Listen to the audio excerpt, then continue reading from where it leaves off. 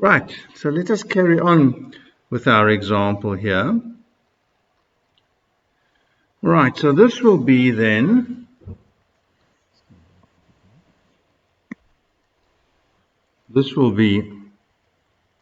minus 2. Let's keep this in big brackets. So let's work out this small determinant. Well, it's going to be, first of all, excuse me, minus 1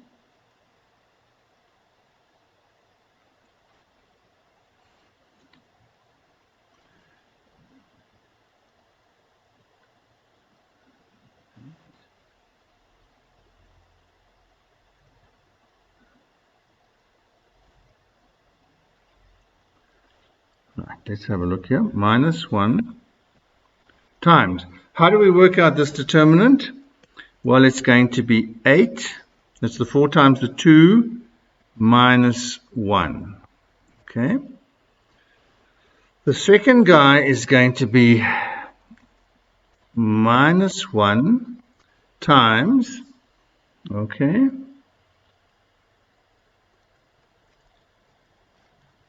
oops, there is something wrong here.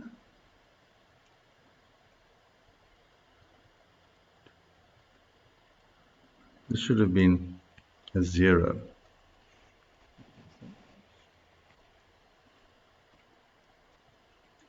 Why is that the case?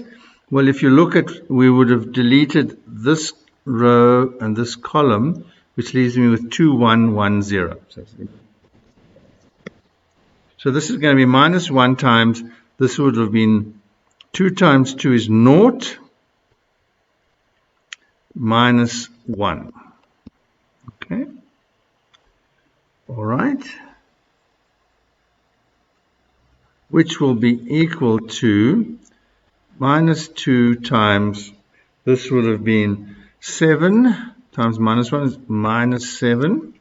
This would have been plus 1, which would have been minus 6. All right.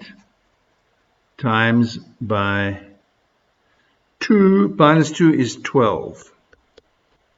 Okay. Minus 6 times minus 2 is plus 12. That's the first piece. If you now go back and calculate, remember that was the first piece. We need to calculate the second piece here. Right?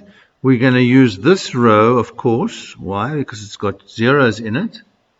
And what that's going to give me is a minus 3 there.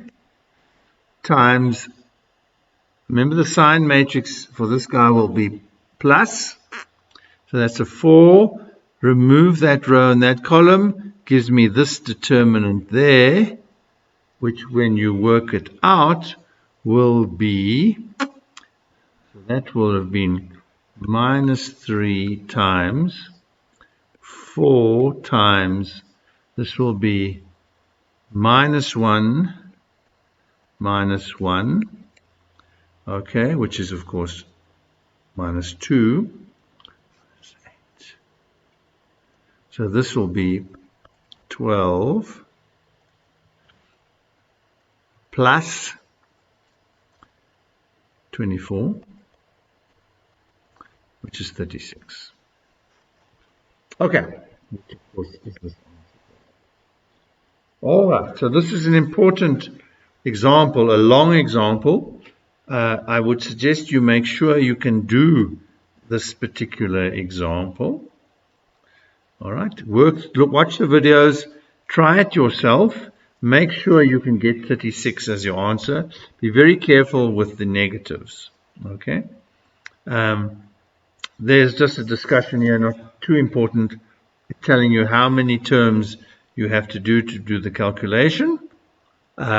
We will get lots of practice doing these determinants going forwards, in subsequent